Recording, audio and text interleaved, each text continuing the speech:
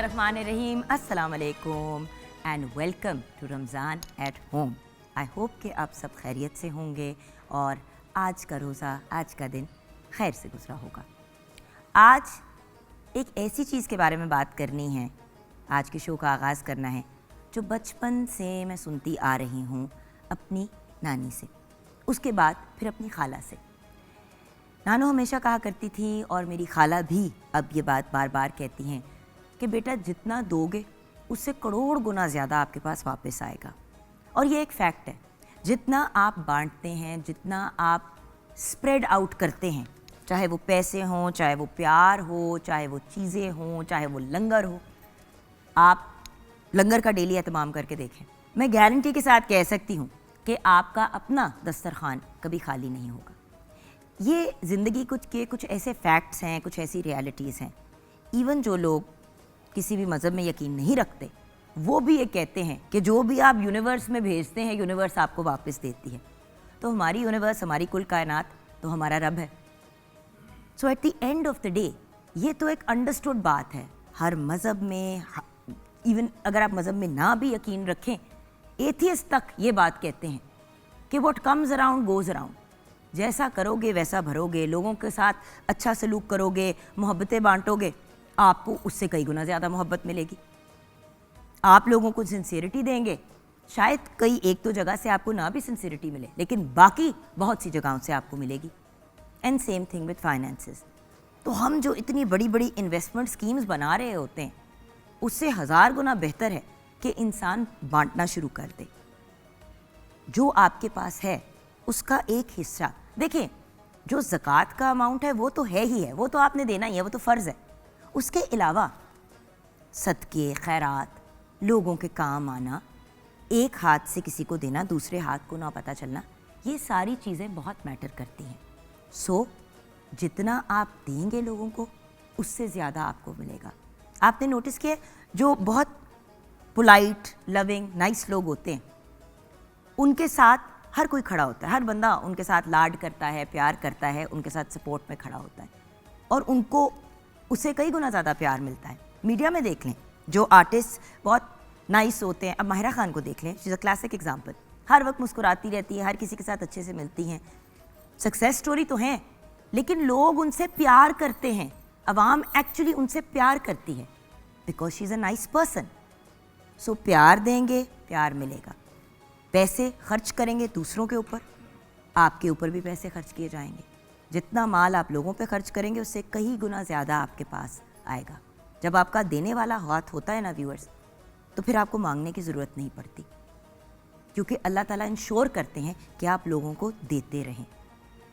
हम तो वसीले हैं, अगर हम बनना चाहें तो। खैर, मूविंग ऑन फ्रॉम दिस, आइए आगे बढ़ते हैं और देखते हैं कि आज हमारे साथ सेट पे कौन कौन है। हमारे साथ हमारे मुल्क के मारूफ कवाल हैं, जिनकी मैं बात ज़रूर करना चाहूँगी। Very young and very talented Imran Shaukat Ali Khan Kawal, और उनके टीम मेंबर्स हमारे साथ हैं। अस्सलाम वालेकुम। जी वालेकुम सलाम। आज अपना आप बाकायदा उस्तानी की तरह लगा। स्कूल में एंटर नहीं होते थे, कहते अस्सलाम वालेकुम, वालेकुम अस्सलाम, क्योंकि वो वाला मामला था। और ऑफ कोर्स इनके team members Mohsin Abbas, Kashif Ali, Shafqat Ali, Mohammad Shahbaz, Mohammad Saif, Waseem Abbas, Mohammad Nabeel, Haji Ahmed, Faizan Ali, Rashid and Mohsin Ali. आप सबको वेलकम करना चाहूँगी प्रोग्राम में। एंड अब गेस्ट ऑफ ऑनर की तरफ बढ़ते हैं। Our chief guest, our guest of honour, उस्तादों के उस्ताद, आपके मेरे हम सब के फेवरेट, एक ऐसी पर्सनैलिटी जो किसी इंट्रोडक्शन के मोहताज हैं ही नहीं। पटियाला घराने का नाम मज़ीद रोशन करने में आपका बहुत बड़ा हाथ है और एक legendary classical and ghazal singer है। मैं बात कर रही हूँ उस्ताद हामिद अली खान की। अस्सलाम वालेकुम। वालेकुम सलाम। और फिर इस बात पे तो कोई डाउट भी नहीं है कि आपको पूरी दुनिया में अवार्ड से नवाजा गया, कहीं लाइफ टाइम अचीवमेंट तो कहीं कोई, बट पाकिस्तान में प्राइड ऑफ परफॉर्मेंस और सितारा इम्तियाज़ से भी नवाजा गया। एंड ये कहते हुए मैं बहुत फ़ख्र इसलिए फ़ील करती हूँ क्योंकि मुझे लिटरली लगता है कि मैं इनकी फैमिली का हिस्सा हूँ। जब से पीटीवी के साथ काम करना शुरू किया, इनसे इंटरेक्शन रहा, और जेन्युइनली उस्तादों के उस्ताद, इतना बड़ा दिल, और हमेशा चेहरे पे मुस्कुराहट। और उनके साथ उनके साहबजादे बैठे हैं जो मेरे बहुत प्यारे भाई हैं। मेरा भी इनके साथ बहुत लाड और प्यार का ताल्लुक़ है। He is a brilliant singer and a brilliant human being. Nayab Ali Khan भी हमारे साथ। अस्सलाम वालेकुम भैया, क्या हाल है आपके? अच्छा, कितनी फ़नी बात है कि हामिद साहब के साथ बड़े में दोस्ती वाला ताल्लुक़ है और आप हर वक्त एक मिलिट्री ओल्डर ब्रदर की तरह ना मुझे डांट रहे होते हैं, जबकि मुझे लगता है आप उम्र में मेरे से छोटे हैं। पता नहीं, हिसाब लगा। आईडी कार्ड चेक करेंगे ब्रेक में, ठीक है? डन हो गया। अच्छा, हम साहब आपसे जो सबसे ज़रूरी सवाल है वो ये है कि बचपन का रमज़ान कैसा होता था? बहुत अच्छा याद है मुझे, काफ़ी रमज़ान ज़ाहिर है बड़ा अच्छा लगता था कि सारे पूरे ख़ानदान के लोग अफ्तारी कर रहे हैं, तरह तरह की चीज़ें बनी हुई हैं। और आपका जॉइंट फैमिली सिस्टम? हाँ जी, पहले से था, अभी भी ऐसे ही है। अभी भी ऐसे ही? हाँ जी, तो बड़ा अल्लाह का करम है, बड़ा अच्छा लगता था बचपन में। तो खाने भी बन रहे हैं, समोसे भी आ रहे हैं, कुछ और भी, सब कुछ जो जैसा होता है तो अच्छा लगता था। और माहौल क्या होता था उस वक्त घर का? माहौल हमारा, देखिए हम ज़्यादातर जो हमारा बचपन गुजरा वो सादगी में गुजरा हुआ है। बहुत अपने हिसाब में रहते थे हम लोग बचपन में ही, क्योंकि वालिद साहब ने इतना इस फन में सख्ती से रखा हुआ था कि वो कोई गेम, कोई कुछ याद ही कुछ नहीं कि हमने कोई गेम भी खेली है कि नहीं खेली। हर वक्त रात को जगा देना, उठो रहा, तो हमने कहना क्या मुसीबत है भी, ये क्या काम है ये। बचपन में नहीं पता होता, obviously. तो फिर ऐसा ऐसा जब पता चलता है कि ये तो बहुत बड़ा काम है, फिर हमारा ख़ानदान अल्लाह ने इतने बड़े ख़ानदान में पैदा किया, तो उसका वज़न उठाना ये अल्लाह की बड़ी ख़ास करमवादी हो तो उठाता है। लेकिन बचपन में आपको बहुत प्रेशर नहीं फील होता था? एक छोटे से बच्चे को जब ये कहा जाता है कि भाई फैमिली का नाम आ गया, आपने लेके चलना है, हाँ, तो बड़े प्रेशर वाली बात है। बहुत बड़ा, ऐसे लगता था बहुत बड़ा वजन है कोई, इसको उठा रहे हैं हमने, तो अल्लाह की मेहरबानी से उठाया और माशाल्लाह हर लेवल पे आपने पाकिस्तान का नाम भी रोशन किया और अपने पूरे ख़ानदान का नाम। बिल्कुल, बहुत उसका करम है कि पूरी दुनिया में मेरा नाम है, लोग पूरी दुनिया में जानते हैं, तो यही कर्म की बात होती है। तो फिर ये बातें बनती हैं। गाते तो ठीक है, जो रियाज करता है वो गाता ही है, लेकिन कर्म किसी किसी पे होता है। बिल्कुल सही आपने कहा, माशाल्लाह माशाल्लाह। मैं अब आपसे जानना चाहूँगी जी, आपका बचपन क्या अब्बू के बचपन से डिफरेंट था? अब्बू तो फिर भी कंपैरेटिवली लीनियंट है, इनके वक्तों में तो बहुत ज़्यादा स्ट्रिक्टनेस होती थी।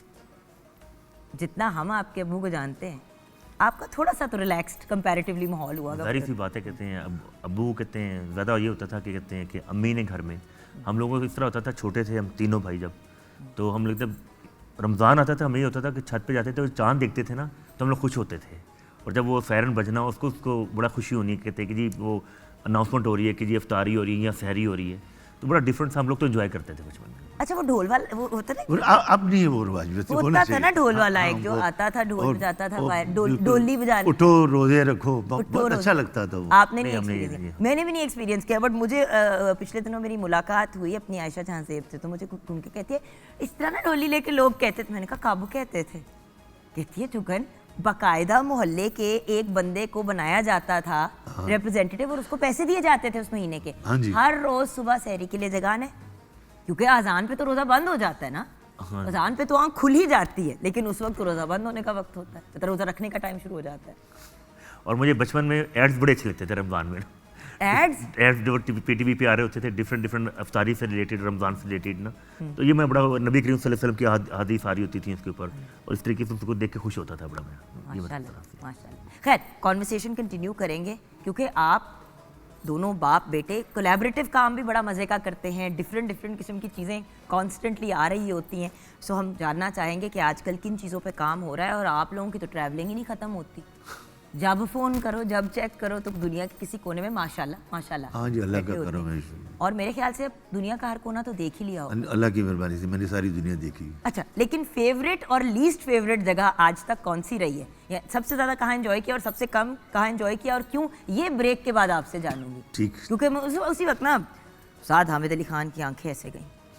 ये कौन सा और क्या। मैंने कहा ब्रेक के बाद। अभी ब्रेक में जाते जाते अपने प्यारे भाइयों के पास चलेंगे जिनको बहुत बड़ी अपॉर्चुनिटी मिल रही है लिविंग लेजेंड के सामने परफॉर्म करने की, और वो भी खुशकिस्मती हमारी कि उनके सामने हम परफॉर्म कर रहे हैं। और वही हमदे बारी ताला से आगाज करें।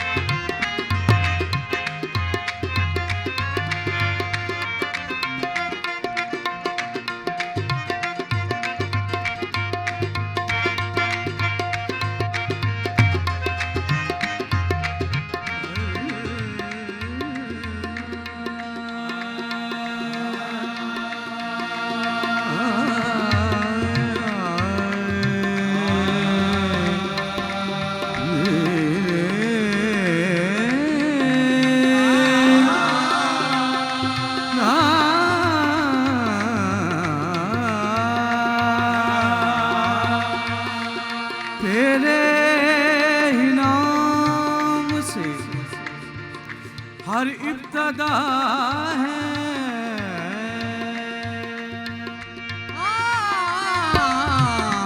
तेरे ही नाम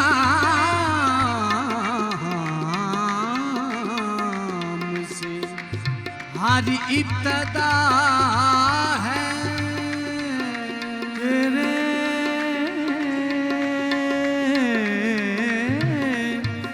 तेरे ही नाम तक हर इंतहा है।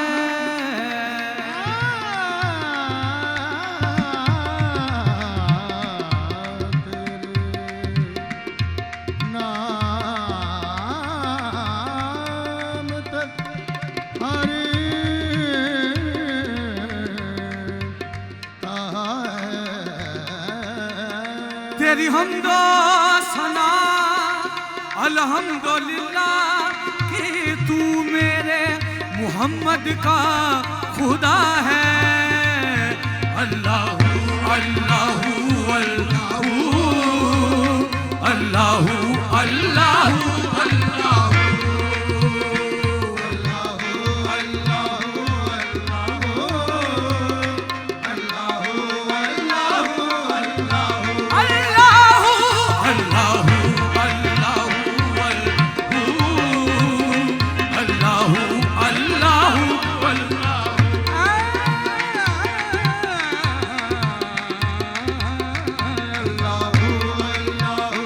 जो हर आन नई शान दिखा देता है, तू जो हर आन नई शान दिखा देता है, दीदाए शौक को हैरान बना देता है, दीदाए शौक को हैरान बना देता है। डाली डाली तेरी तकलीफ के गुन गाती है, डाली डाली तेरी तकलीफ के गुन गाती है, बता बता दिल कुदरत का बना देता है।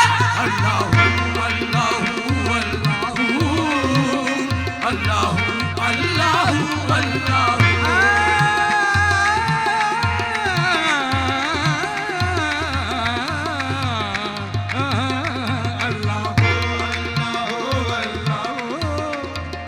ये ज़मीन जब न थी, ये जहां जब न था, जब न थी ये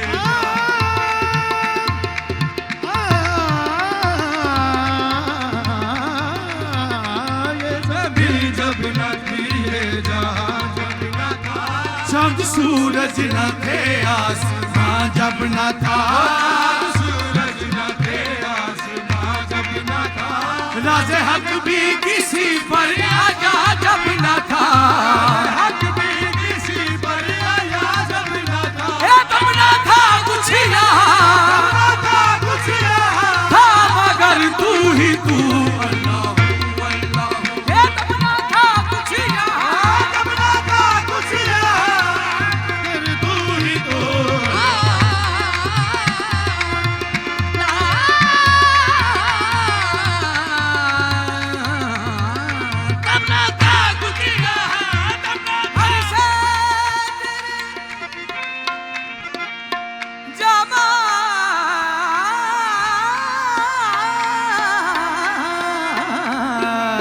के आए ना नार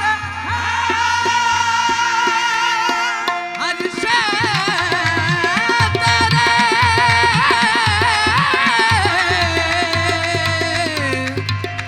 जमाल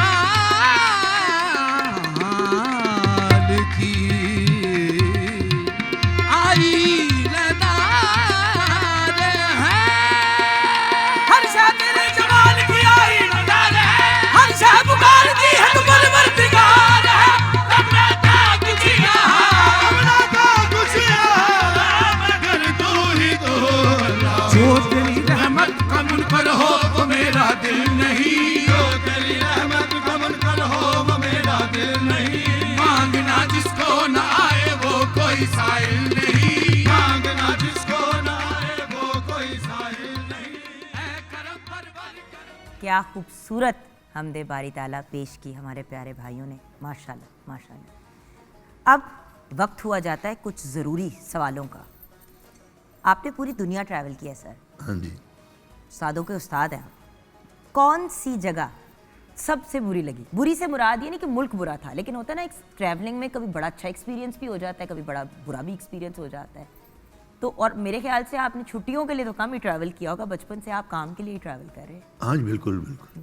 कभी भी मैं ऐसे बगैर काम के गया ही नहीं पूरी दुनिया में। जब भी गए काम के लिए गए। क्योंकि मुझे याद है कि तो पहले मैंने आपका इंटरव्यू किया था तो आपने मुझे यही कहा था कि मुझे नहीं याद। हाँ, सिर्फ उम्रे किए मैंने वो तो खैर और ज़ियारतें की मैंने। माशाल्लाह माशाल्लाह, वो तो बिल्कुल। और मेरे ख्याल से उससे बेहतर जो आपके पास टाइम होता है घर के अलावा गुजारने का, उससे बेहतर क्या जगह है? आज बिल्कुल सही नहीं तो बात। हम अपने रब के करीब इसी तरह हो सकते हैं। और आपको अल्लाह ताला ने माशाल्लाह माशाल्लाह आपको, आपके पूरे ख़ानदान को, आपके बेटों को इतने भाग लगाए हैं माशाल्लाह माशाल्लाह। उसकी कर्मवादी की बात है। अभी हम लोग कल ही वापस हुए हैं अपने परसों ज़ियारतों बड़ी से आपकी वापस आए। मेहरबानी। करबला से। अच्छा नहीं, वो आप गए हुए थे ज़्यादा पे, तो ये भी होता है ना कि जब फ़ोन करो नायाब भाई वो काम है, जल्दी बोलो मैं डेलिस में हूँ। अच्छा फिर फ़ोन करो नायाब भाई वो आपसे काम है, हाँ जल्दी जल्दी बोलो हम अभी मैनचेस्टर में हैं। आमला का कभी यहाँ भी होते हैं। और यही उस्ताद हामिद अली खान साहब का हाल होता है। ये भी नहीं, अभी travelling देखे ना कि मैं जब आप फिर भी थोड़ा सा आपने अब इजी लिया हुआ है, फिर भी कंपैरेटिवली हाँ जी, कंपैरेटिवली। भी मैं जब गया हूँ ज़ियारतों पे, इसने बनाया ये प्रोग्राम, तो मैंने कोई 4-5 प्रोग्राम मैंने बुक किए हुए थे। अब मैं इसको कहूँ यार मैंने बुकिंग की हुई है, मैं क्या करूँ? लेकिन फिर मैंने इसने कहा वो ये तो होते रहेंगे ये काम अब ये इतनी बड़ी हस्तियों से इस्लाम मुझे- सिखों से होता है। मैंने तो उसको सब छोड़ा, खुदा जानता है। मैंने कहा अल्लाह और दे देगा कोई। मैं गया, वो बड़ा अच्छा हुआ, मैं खुश हुआ हूँ इस बात से कि मैं शुक्र है कि मैं ऑब्वियसली अच्छा एक्सपीरियंस रहा जाते और करके आया। चेहरे पे जो रौनकें हैं माशाल्लाह उससे लग ही रहा है। लेकिन थक गए होंगे, आसान काम नहीं है ये। हाँ बिल्कुल जाहिर है जी, ये तो है। क्योंकि आप लोग वो सारी चीज़ें करते हैं जो जैसे करनी चाहिए। आप लोग वीआईपी वाला नहीं करते हैं मामला। क्योंकि देखिए होता है कि इंसान जाता है और करता है, लेकिन ज़ियारतों की तो यही बात होती है ना कि फिर जैसे करनी चाहिए वैसे बंदे को करनी चाहिए। जाहिर है, बिल्कुल ऐसी है। और ऐसी ऐसी अच्छी ज़ियारत हुई पे हज़रत अयूब नबी अल्लाह उनकी ज़ियारत हुई, मौला अली की ज़ियारत हुई, इमाम हुसैन अलैहिस्सलाम की, मौला अब्बास की, सब की जितनी बड़ी हस्ती हैं क्या बात है, माशाल्लाह माशाल्लाह की माशाल्लाह। ज़ियारत हुई। मेरे लिए दुआ की थी, बिल्कुल की थी। नहीं कुछ याद की था बात ना है। आपको? नहीं। बिल्कुल की थी। ये देख बिल्कुल लें कि की। कहता है कि मैं इसकी बहन हूँ, लेकिन आपको इसकी ट्यूनिंग करनी पड़ेगी। लेकिन उससे पहले ये बताइए कि सबसे बुरा एक्सपीरियंस ट्रैवलिंग का क्या रहा? वो उनको याद है इसलिए बार बार इधर कि मैं बताऊँ ना बता दीजिए। आप तो अपने घर में हैं, ये तो आपका घर है। नहीं, मेरे अल्लाह की मेहरबानी से कभी भी ऐसी कोई चीज़ नहीं हुई जो मैं बता सकूं। अगर होता भी मैं ज़रूर बता देता। लेकिन शुक्र है अल्लाह की ज़ात का, क्योंकि ना मैं किसी को तंग करता हूँ तो ना मैं अपने आप को होने देता हूँ। मैं जब भी मुल्क से बाहर गया हूँ मैं अपने ऑर्गेनाइजर से बोल देता हूँ कि ना मेरे साथ कोई उल्टी बात करना ना मैं करूँगा। मेरा तरीक़ाकार मेरी लाइफ का मैं भी ये यही है। करने लगी हूँ अब। मैंने भी अब कहना ना मुझे कोई तंग करे ना मैं किसी को तंग करूंगी। और मैं और बल्कि अगर कोई तंग करे, मैं वैसे पूछ रही हूँ, तो फिर आपका रिस्पॉन्स क्या होता है? मैं अपनी फील्ड में भी मैं किसी को बुरा नहीं कहता। मेरे कितने इंटरव्यू आप कोई उठा के देख लें, लेकिन जो मेरे मुंह पे बात करते हैं उसको मैं छोड़ता। फिर देखिए 15-16 साल में मैंने कभी आपको आवाज ऊंची करके भी नहीं किसी से मैं ऐसी तभी साफ करता हूँ ना मैंने देखा ना मैंने सुना। क्योंकि देखिए अपने वालिद साहब से हमने तोड़ तोड़ के गाना नहीं सीखा हुआ, उधर से किसी का बाजू पकड़ लिया, किसी की टांग, हमने अपने बाकायदा अपने वालिद से ट्रेनिंग ली हुई, अपने घर से ली हुई। तो ये ट्रेनिंग आपकी तरबियत थी बेसिकली। हाँ, तो इसमें ना मैं हमेशा सबको ये कहता हूँ सब अच्छे हैं, जो ज़ाहिर मेहनत करता है कोई कुछ ना कुछ तो होता ही ना उसके पास, सब अच्छे हैं, लेकिन अच्छा कहना भी चाहिए।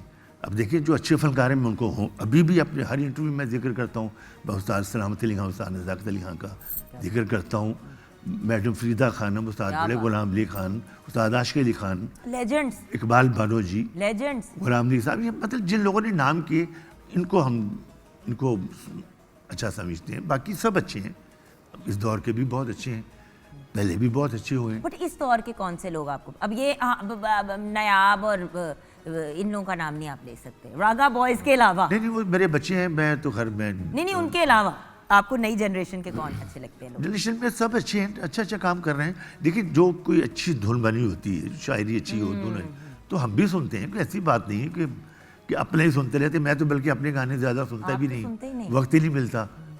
मैंने इतने गाए हैं कि मुझे कई दफ़ा मुझे फरमाइश होती है जी आप ये वाला आइटम सुना दें, तो मैंने ये किसने गाया है? जी आपने तो गाया है, तो मुझे याद नहीं होता कि मैंने भी गाया है। तो अब अल्लाह का काश हम भी उस लेवल पे पहुंचे कि हम कहे वो वाली चीज़ हमने तो नहीं की थी, वो कहे नहीं जी आपने की है, काश ऐसा हो। नायाब आपके साथ तो बहुत मज़े के इंसिडेंट्स हुए हैं जब आप ट्रैवल करते हैं, वेरी फी और ज़ाहिरी चुगली बहन को ही लगाता है भाई, तो मुझे ज़रा बताएं कोई ऐसा एक्सपीरियंस जो बड़ा फ़नी सा रहा हो, या कोई ऐसा हुआ हो कि बंदा सोचे कि मैं यहाँ क्यों आया था और ये मेरे साथ क्या हुआ है? होता है, देखो यंगर आर्टिस्ट के साथ होता है, नहीं हो काफ़ी और चीज़ें। क्योंकि आप जरा पॉप की तरफ भी है आप लोगों का रुझान एज अ ग्रुप, तो काफ़ी इंटरेस्टिंग लोग देखें जो क्लासिकल सुनने वाले होते हैं, जो गज़ल गायकी में इंटरेस्टेड होते हैं, उनका डील करने का तरीका भी मुख्तलिफ होता है, लेकिन पॉप की दुनिया बहुत मुख्तलिफ है। वो मुख्तलिफ है बहुत। इसीलिए तो अक्सर लोग जो क्लासिकल की दुनिया से रिलेटेड होते हैं वो कहते हैं भाई ये हमारे बस का रोग नहीं है, वो अजीब सी एक दुनिया है, क्योंकि कुछ अजीब ही ना जैंगो से, कुछ बर्गर भी, कुछ मतलब देसी बनना है तो देसी बन गए, बर्गर बनना है तो बर्गर हो गए, अजीब सा कुछ सीन होता है पॉप दुनिया में। डिफरेंट साउंड का वो जोनर टोटली डिफरेंट। और आपका बेसिकली आपकी रूह है क्लासिकल, ऑफ कोर्स कहते हैं अपने अब्बू से यही सीख रहे हैं, यही कर रहे हैं। और बैंड में तो जाहिर सी बात है फिर तीनों भाई मिलके ही गाते हैं उसके अंदर, ज़ाहिर है ज़माने के साथ ज़बान के चलना साथ पड़ता है ना, करना पड़ता है, क्या करें। क्योंकि देखिए क्लासिकल बहुत बड़ा काम है, उस जैसा बड़ा कोई भी काम नहीं है म्यूज़िक में। फाउंडेशन है। हाँ, लेकिन बात यह है कि ज़माने को भी देखना पड़ता है। हसन अली का भी कॉल है कि जो ज़माने के साथ लोग नहीं चलते वो पीछे रह जाते हैं। बिल्कुल। तो इसलिए मैंने फिर ठुमरी, गज़ल, फिल्मों के गाने जो मुझे मिला मैंने सब कुछ गाया। जी, और सबसे बड़ी बात यह है कि आपने अपने बेटों को इजाज़त दी, अगर आप ना करते तो ये कैसे कर सकते थे? हाँ, हालांकि मेरे पे एतराज़ भी हुआ था, कुछ लोगों ने कहा जी आपका इतना बड़ा घराना है तो आपने अपने बच्चों को बैंड बनवा दिया उनका। मैंने कहा मैंने नहीं बनाया। मैंने भी आपसे ये पूछा था कुछ। हाँ बिल्कुल पूछा जी, आपने बार पूछती है। मैं बार पूछी, मैंने कहा आपने इजाज़त कैसे दे दी? तो वो बात पता क्या है, हाँ शुक्र ये है, अल्लाह का करम है कि इनको खुद शौक है अपने घर के काम का। बिल्कुल ठीक है, ज़माने के लिए इन्होंने बैंड बनाया, वो कर रहे हैं, वो करते रहें, लेकिन उसमें भी अपने घर का काम ज़रूर दिखाते हैं ये। इसलिए मुझे फिर इनको अब ये दोनों, हालांकि वली जो है उसको सब कुछ आता है, सब रागों का पता है उसको, इसकी क्या लवाजमात नहीं, होते हैं। माशाल्लाह तीनों की हाँ बहुत तीनों solid की, लेकिन ये तीनों इसको और इनाम को वो ज़ाहिर है दोनों बैठ के क्लासिकल भी गाते हैं, जो हमारा घर का असल काम है। लेकिन वो जो बैंड में जाते हैं, मैंने खुद कहा इनको कोई खर्च की बात नहीं, करो लेकिन अपने घर का काम नहीं छोड़ना। आपने तो वली को एक्टिंग की भी इजाज़त दे दी, मैं तो उसके बारे में जानना चाहती हूँ। नहीं, वली बहुत ज़हीन है जी, बहुत सही, वो माशाल्लाह है। बड़ा अच्छा कंपोजर है, और वो मैनेज भी करता है बैंड को, हाँ राइट? जी, पूरे बैंड को मैनेज करता है। अब इतने पूरे बैंड को चलाता ही वो है। अमेरिका में अभी जो इतने 40-42 शो उसने अरेंज किए हुए। कितने शोज थे अभी? 42 करके आए हैं। 42 थे, माशाल्लाह। और हम लोगों ने यूएन में किया, और अल्लाह का शुक्र यूएन में परफॉर्मेंस की हम लोगों ने। ये गए हुए तो फिर मुझे भी बुला लिया, मैं अपना काम कर रहा था अलग, ये अपना अलग कर रहे थे। क्या बात है, शुक्र। मैं 20 दिन ना हो, ये शायद 3 महीने रहे हम। 3 महीने रह के आए। वाह। 3 महीने जब जाते हैं तो एक्चुअली पहले अबू से पूछना चाहिए मुझे, क्योंकि शुरू तो उस वक्त तो जब ट्रैवलिंग शुरू हुई, जब आपने ट्रैवल करते थे तो उस वक्त तो यही होता था ना कि एक दफ़ा निकले तो फिर महीनों के लिए बंदा। मैं और असद हम 8-8 महीने भी मैं मुल्क से बाहर रहा हूँ। बिल्कुल। लंदन में पूरे 8 महीने रहा मैं, फिर 4 महीने 5 महीने साउथ अफ्रीका में 90 में मुझे बुलाया था, 1990 में। हाँ जी। तो मैं 2.5 महीने रह के आया था साउथ अफ्रीका में। तो ज़िंदगी और चीज़ें सारी डिस्टर्ब नहीं हो जाती? ज़ाहिर है फिर ये तो है, बच्चों से दूर होता था मैं। कई ईदें मैंने बाहर की हैं, कई रमज़ान मैंने बाहर की हैं। तो ऐसे काम जो है ना फिर, क्योंकि हम और दुनिया का तो कोई काम करते नहीं, ना हमारे कारोबार है, ना हमारी कोई कुछ और है, इसलिए यही सब कुछ है हमारा, तो इसको भी देखना है फिर। लेकिन अल्लाह की करमवादी है, अल्लाह ने मुझे इतनी इज़्ज़त दी है, मैं जितना भी उसका शुक्र अदा करूँ कम है। माशाअल्लाह। कि देखिए, मैं खुश होता इस बात से कि अल्लाह ने मुझे इज़्ज़त बहुत दी है। मैं जहाँ चला जाता हूँ, खड़ा हो जाता हूँ, दुनिया खड़ी हो जाती है वहाँ पे। तो ये उसकी करमवादी की बात है। आप जब लंबा लंबा ट्रैवल करते हैं, जी। आपको तो इश्क है पाकिस्तान से, you love being in Pakistan. देखो सीधी बात है ना, हम अक्सर बात करते Very हैं कि सी हम बात है। जिधर भी घूम के हमारा- आते हैं, हमारा मुल्क दोनों भाई पाकिस्तान बहन है। यही बात हमेशा सुख दुख कर रहे होते हैं कि भाई अपना घर अपना घर है, घर है, अपने very बिस्तरे अपने तकिए पे सर रख के सोना, वो जो सुकून है ना किसी चीज़ में। मैं कहता हूँ जब जहाज उतरता है ना रनवे पे, तो वो अजीब एक खुशी होती है कि शुक्र है अपने मुल्क। घर आ गया, घर आ गया, घर आ गया। सो अपनी फीलिंग्स बताएं जब बहुत ट्रैवल करना पड़ता है। अच्छा, मुझे थोड़ा सा हो जाता है, मेरी तबीयत परेशान हो जाती है वहाँ पर। ये बाहर जाके बहुत मुझे होता है। तबीयत मेरी हो जाती है कि बस खैर खरी से काम और जल्दी चलें यहाँ से, क्योंकि वली साहब तो निकल जाते हैं माशाल्लाह, वो तो इजीली घूमते उस फिरते हैं। दिन मुझे फोन करके कहता है, सर कहता है मैनू नहीं समझ आती, इतना काम करने के बाद इनमें हिम्मत कैसे होती है बाहर निकलने की। मैं इनको रोकता रहता हूँ, ये बाहर जाते रहते हैं। तो मैं कहती हूँ ना आप भाई आप भी साथ चले जाए, देखा है मैं क्या करना है, देख के हमारा अपना मुल्क कितना खूबसूरत है। मैं कहा ना आप भाई फिर उनकी जान छोड़ दे, नहीं बच्चे खराब हो जाते हैं। मैंने कहा ना आप भाई आपके भाई हैं, आपके बच्चे नहीं। थोड़ा सा जुगन डर लगता है ऐसे प्रदेश में बाहर निकले, अभी बंदा ऐसे घूमता ना है भाई सड़कों दुनिया पर। कहाँ से कहाँ पहुंच गई है। वहां से आप सोचे सर मुझे फोन करके ये कह रहा है कि मैं बड़ा परेशान हूँ, लड़के खराब हो जाते हैं। मैंने कहा उनकी बड़ी अच्छी तरबियत की है आपकी अम्मी ने, आपके अब्बू नहीं, ने, ऐसी माशाल्लाह माशाल्लाह। You have such a beautiful family, और दिखने में भी इतनी खूबसूरत माशाल्लाह family। अन्य अल्लाह की करमवादी है, शुक्र। बस ये अल्लाह का कुड़ा शुक्र है, इन्हीं का सदका है, घूम रहे पूरी दुनिया में। और बात ये रही बात वो आपने पूछ रहे थे कि वैसी क्या चीज़ हमारे साथ ये हुआ था, हम साहिब ममालिक में कि हम लोग एक शहर से दूसरे शहर जा रहे थे, पर मैं और वली सोए रह गए। वो जो जहाज था, ये तो हर रोज की कहानी है। वो एक जहाज था जो जहाँ पे हमने उतरना था ना, वहाँ पे हम लोगों ने लैंड उतरे और अगले शहर में उतर गए हम लोग ना, ले। और वहाँ का वीज़ा नहीं था हमारे पास ना। तो फिर अल्लाह ने हमें बड़ी मुश्किल से पहुँचाया वापस पाकिस्तान के अंदर। बड़े तरीके से ये हमारे साथ हुआ था। मसला वहीं से खत्म और शुरू हुआ नींदरों से। हाँ जी। जी मेरा ये हाल, मुझे बात याद आ गई, अमेरिका से मैंने कनाडा जाना था, टोरंटो। अब वो प्रमोटर ने मुझे सारा बोर्डिंग कार्ड दिलवा के सब कुछ बिठा के वो चला गया। अब मैं बैठा हूँ जहाँ सब लोग बैठे हुए थे।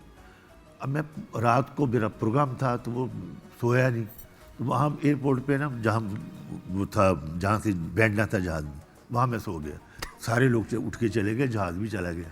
किसी ने जगाया भी नहीं। और जब मैंने आंख खोली, देखो सब कोई भी नहीं यहाँ बैठा हुआ। और मैंने कहा ये क्या हुआ? तो शाम को शो है वहाँ पे, टोरंटो में शो था मेरा। मैं तो घबरा गया, मैंने कहा वो ये तो सारा मलबा मेरे पे पड़ जाएगा। ये क्या हुआ? मैं घबरा गया कि मैं क्या करूँ, कोई है ही कोई नहीं, अकेला बैठा हुआ मैं यहाँ पे। तो जहाज़ भी चला गया। और शुक्र थोड़ी देर बाद वो एक औरत थी, वो जो कंपनी में काम करती एयरपोर्ट पे, वो आई ना, तो मैंने उसको जाकर कहा, मैंने कहा देखो ये मेरा शाम को शो है, मुझे किसी ने जगाया, मैं सो गया था। वो उसने देखा मैं घबराया हूँ बहुत, तो उसने जब मेरा वो देखा ना इश्तिहार देखा, उसमें मेरी तस्वीर गाने की लगी हुई। पहले तो उसने सेल्फी खींची होगी। पहले उसने सेल्फी खींची होगी कि भाई पाकिस्तान का एक सुपरस्टार हमारे पास आया। तो वो कहती तुम ना घबराओ, अभी थोड़ी देर बाद दूसरा जहाज़ लगेगा, ना घबराओ, मैं तुम्हें भेज दूंगी। मैं जहाज़ में बैठा, शुगर किया, मैंने कहा शो इतना, वहाँ लोग आके बैठेंगे, वो क्या अब कहेंगे देखिए अगर ना, मैं ये अल्लाह ताला का करम होता है कि कोई ऐसा शख्स आ जाता है जो आपको हेल्प कर देता है, आपको गाइड कर देता है। और यही बात जो शुरू में कही व्यूअर्स, आप प्यार देंगे, अपने काम को सिंसियरिटी से करेंगे, आपका फोकस सही होगा, तो अल्लाह ताला आपके लिए आसानियाँ पैदा करते हैं। हाँ जी, बिल्कुल बिल्कुल ऐसे ही। ब्रेक के बाद वापस आएंगे, आप हमारे साथ रहिएगा। आप देख रहे हैं रमज़ान एट होम।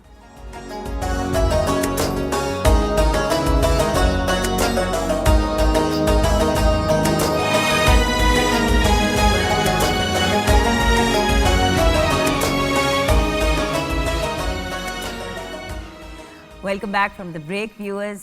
क्या मज़े मज़े के वाक़ये शेयर किए, और मज़े की बात यह कि बाप बेटा बिल्कुल एक जैसे हैं, दोनों ही सोए रह गए और अपनी अपनी डेस्टिनेशन पे नहीं पहुंचे, लेकिन फिर पहुंच भी गए। हाँ जी, शुक्र है। देर आए पहुंचे, लेकिन दुरुस्त आए। दुरुस्त। अच्छा, सबसे अच्छा एक्सपीरियंस ट्रैवलिंग का, सबसे बेहतरीन शो जो आज भी सोचते रहे, कहते हैं शो था तो वो था। तो वो याद नहीं है। वैसे तो बहुत जगह पे फिर मैंने मेहदी हसन साहब के साथ बड़े टूर किए, बांग्लादेश। आपका उनके साथ बड़ा खास और बड़ा प्यारा ताल्लुक था। मेहदी साहब के साथ, हाँ जी, बहुत बहुत अच्छे इंसान थे वो। फनकार तो थे ही बहुत अच्छे, वो इंसान भी बहुत अच्छे थे। क्योंकि देखिए, बड़ा आदमी बड़ी बात करता है, हमेशा छोटा बंदा छोटी बात करेगा। देखिए, वो कह भी सकते थे कि भाई ये इतने यंग बच्चे को मैंने नहीं अपने साथ लेके जाना, वो कह सकते थे, लेकिन आपके साथ उन्होंने मुझे बड़े बड़ी प्यार दुनिया में करते थे, परफॉर्म किया। मुझे इतना प्यार करते थे मेहदी साहब। मुझे कहते यार, हम तो मेरे छोटे भाई हो, मेरे भाइयों की तरह प्यार करते थे वो।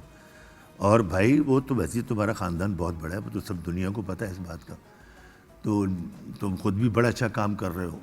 तो इंग्लैंड का हमारा टूर इकट्ठा था, मेहदी हसन साहब, असद अमानत अली, मैं और शौकत अली अल्लाह बख्शे उनको, वो भी साथ। और ऑफिशियल टूर था 1 महीने का। तो बहुत मोहब्बत से पूरा टूर, कभी कोई ऐसी बात नहीं हुई कि होता है ना फनकारों में कोई ऊंच नीच हो जाती है छोटी मोटी। तो लेकिन नहीं, हम जहाँ भी, मैंने 5-6 उनके साथ टूर किए हैं मुल्क से बाहर, हमेशा मोहब्बत ही की उन्होंने मेरे साथ भाइयों की तरह। तो इसलिए मैं भी फिर उनको याद रखता हूँ। भाई, बेस्ट एक्सपीरियंस ट्रैवलिंग का? मोरक्को मोरक्को में फेस्ट, सोचने की भी जरूरत नहीं पड़ी। सबसे हमारा बेस्ट जो अपना मुझे जो याद रहेगा, वो मोरक्को में फेस्ट फेस्टिवल होता है। हाँ। फेज में फेस्ट फेस्टिवल, सूफी फेस्टिवल है वहाँ पर। वो ऐसा हमारा कॉन्सर्ट हुआ, और वो हुआ था पैलेस के अंदर। और ये वही है ना जिसमें सब खड़े होके स्टैंडिंग खड़े होके, बिल्कुल बिल्कुल, मतलब जिधर भी नजर आप घुमाए, बंदे ही बंदे, लोग ही लोग। और क्या हुआ कि बारिश हो गई। उसकी एक क्लिप मुझे किसी ने एक दफा दिखाई थी। कहते हैं आप जो अपने भाई की बात करती हैं, तो आई थिंक ये वही वाला था जिसमें, और देसी लोग नहीं थे वहाँ पे, बेसिकली तो हर किस्म की कम्युनिटी थी ना वहाँ पे, मिक्स एंड मैच। मतलब आपको देसी भी नजर आ रहे थे, बट सो मैनी जिनको जबान ही नहीं समझ आती, खड़े होकर उन्होंने तालियां बजाई। एक हमें यहाँ पर बड़ा अच्छा हमारा एक्सपीरियंस रहा। दूसरा हमारा चाइना में, शेंजन में, जो हांगकांग के पास है, और जहाँ से हमें 30 कंट्री से अवार्ड विन किया था तीनों भाइयों ने। वाओ। हाँ जी, वो ट्रॉफी हमारी अभी तक प्रेसिडेंट हाउस में पड़ी हुई है। वो तो मैं ये याद काफ़ी। आपकी अपने बेटों के लिए, अपने बच्चों के लिए, बेटे और बेटियों के लिए क्या ख्वाहिश है? As a father and as a star and as a legend, आपकी अपने बेटों के लिए और अपनी बेटियों के लिए ख्वाहिश क्या है? एक ख्वाब होता है ना, एक ड्रीम होती है कि आई होप कि ये ऐसे हो जाए। नहीं, ज़ाहिर है मैं ऐसा बाप नहीं हूँ कि ये मेरे से आगे ना निकलें। मैं तो चाहता हूँ कि मेरे से भी आगे जाएं, अल्लाह करे इनको, कर भी रहे हैं। मैं खुश हूँ इनसे कि मेहनत करते हैं। मैं राज़ी हूँ, क्योंकि मुझे पता है कि इनको अपने ख़ानदान की इज़्ज़त का पास है। क्योंकि देखिए, हमारे ख़ानदान में अल्लाह की मेहरबानी से बाप, दादा, परदादा सारे नामवर, माशाल्लाह। कितना वज़न है। ये नहीं कि दादा था, जानता कोई नहीं था, बस गायक था, ऐसा नहीं था। दुनिया जानती थी, किताबों में नाम है उनका, हिस्ट्रियों में नाम लिखा है उनका, इंटरनेटों पे वो उनके जिक्र हैं, इंडिया की कई किताबों में उनके जिक्र हैं। बिल्कुल। तो इस बात की हमें खुशी है कि हमारे बुजुर्गों का अल्लाह की मेहरबानी के सबके नाम हुए। अब मेरा दादा जर्नैल कहलाया अपने आप को, गाने वालों का जर्नैल। बिल्कुल, बहुत बड़ा। और उनके भाई कर्नैल, अब ये कर्म मुरादी नहीं कि गायकों के जर्नैल से बड़ी बात क्या हो सकती है। और ना आपने, मतलब कितनी बड़ी बात है कि आपके अब्बू अपने लाइफ टाइम में कहते हैं मैं अपने बेटों से राज़ी हूँ। लोगों के माँ बाप दुनिया से रुखसत हो जाते हैं, वो यही सोचते रहते हैं कि क्या वो हमसे राज़ी थे। लोगों से पूछते रहते हैं, आपको कभी अब्बू ने कहा, आपको कभी अम्मी ने कहा? आप ये सोचें कि आप कितने खुशकिस्मत बच्चे हैं कि आपके अब्बू इन हिज लाइफ टाइम आपसे राज़ी हैं। जुगन, उसकी वजह ये है कि इन्होंने मेहनत बड़ी की है। बिल्कुल। मैं आज अब ये बता दूं, मैं ये लाइव ये बात करना चाहूँगा कि इन्होंने इतनी मेहनत की, और इन्होंने मेहनत बहुत की है, और अम्मी ने साथ मिल के हम लोग को लेके चले, और इस तरह से इन्होंने हमारी परवरिश की। दुनिया में कभी किसी चीज़ की हमें कमी नहीं छोड़ी, किसी भी चीज़ की कमी नहीं छोड़ी। तो हम लोग इनका क्यों ना करेंगे। हम तो मुझे इतना पता है कि इन्हीं के साथ ही हमारी बाहर हैं। आई नो, बात ये है। जो हमेशा ना आप भाई ने बताया, मैं बड़ी दफ़ा कभी कोई बात कह जाती थी, ऊंच नीच होता है ना, पेरेंट्स और बच्चों में लड़ाई होती है, आपने हमेशा मुझे एक ही बात समझाई है, हमेशा, कि देखो eight the end of the day मेरी कुल कायनात, आपकी कुल कायनात आपके पेरेंट्स हैं, जिसमें वो राज़ी हैं उसमें आप राज़ी। क्योंकि जुगन देखें, ये इनकी दुआ है। नहीं, बट हम- आपकी जनरेशन के लोग नहीं ये बात करते। हाँ, आप ठीक ये है। देखें जमाना कि ठीक है, माशाल्लाह सही है। इनाम, वली, आप, सिस्टर, मतलब आपकी पूरी फैमिली, जिस तरीके से आप लोग इस तरह कल के चलते हैं, इख्तलाफ किसमें नहीं होते व्यूअर्स। हज़ार बातें निकली, हमने वियर्ड चीज़ें अखबारों में पढ़ी, लेकिन एक सेकंड के लिए भी ये फैमिली जो है ना, इनमें कोई ऐसी सेपरेशन नहीं आई, ऐसे थे ये लोग। अल्हम्दुलिल्लाह। और ये बाय द वे मैं आपको आंखों देखी बात बता रही हूँ, ये मैं कुछ सुनी सुनाई या वो नहीं कह हाँ, नहीं, रही, क्योंकि मैं एक वियर्ड तरीके से अपने आप को इस फैमिली का हिस्सा ही कंसिडर करती हूँ। क्यों नहीं, इसमें कोई शक नहीं है। और मैं ये कहना चाहूँगा कि रमज़ान है, रमज़ान का मतलब खाली रोज़े रखना या नमाज़ पढ़ना, मगर नमाज भी हमें सबक देती, लेसन देती है, रोज़ा भी लेसन देता है हमें, ये हमारी जो अल्लाह ताला ने हमें बताया है। मगर उसमें ये भी साथ है कि अगर वालिदैन की इज़्ज़त बरकरार रहेगी, इनकी करेंगे तब ही भाग लगेंगे। हमारा गाना इन जैसा नहीं हो सकता, हम जितना मर्जी रियाज कर लें, बिल्कुल। उसकी वजह कि हम थोड़ा सा गाते हैं, लोगों को ज़्यादा लगता है। ये इनकी दुआओं का सदका है, बस ये है। थैंक यू यही है। So much for joining us. Thank you. हमारे लिए इतना बड़ा ऑनर है, इतनी बड़ी और इतनी अजीम हस्ती ने हमारे प्रोग्राम के लिए वक्त निकाला, नहीं जी, बहुत अच्छा लगा जी। और साथ में फ्यूचर अजीम हस्ती, होपफुली फिंगर्स क्रॉस्ड है, कुछ भी हो सकता है, लेकिन भाई के साथ हमेशा बहन की दुआएं, थैंक यू। और आप तो उस्तादों के उस्ताद हैं, और आपका दर्जा तो हमारे लिए सबसे ऊंचा है। बड़ी अल्लाह आपको खुश रखे, आपको ज़िंदगी दे, सब इनके सर पे सलामत रखे, आमीन। और हमें अपॉर्चुनिटी मिलती रहे आपको भी तंग करने की और आपके थ्रू नहीं, तंग नहीं। करने की। और अब हमें ज्वाइन करने जा रहे हैं मोहम्मद नुमान अरशद गौरी। आप ऑफिशियल नातख्वा हैं नेशनल असेंबली पाकिस्तान के, नाते रसूल मकबूल सल्लल्लाहु अलैहि वसल्लम पेश करें। रोक लेती है आपकी निस्बत, तीर जितने भी हम पे चलते हैं, ये करम है हुजूर का हम पर, आने वाले अज़ाब टलते हैं, ये करम है हुजूर का हम पर, आने वाले अज़ाब टलते हैं।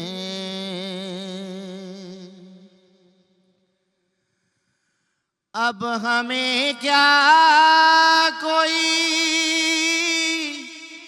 गिराएगा,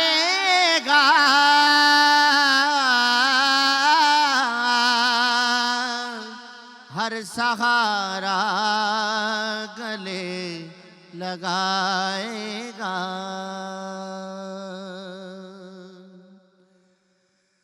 अब हमें क्या कोई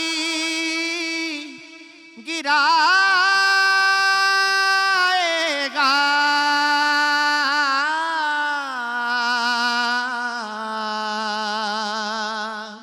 हर सहारा गले लगाएगा। हमने खुद को गिरा लिया है वहाँ, गिरने वाले जहाँ संभलते हैं। हमने खुद को गिरा लिया है वहाँ, गिरने वाले जहाँ संभलते हैं।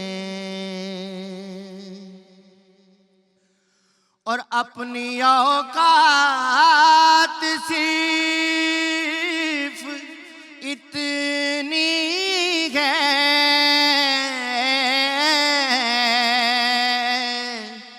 कुछ नहीं बात सिर्फ इतनी है, अपनी औकात सिर्फ इतनी है,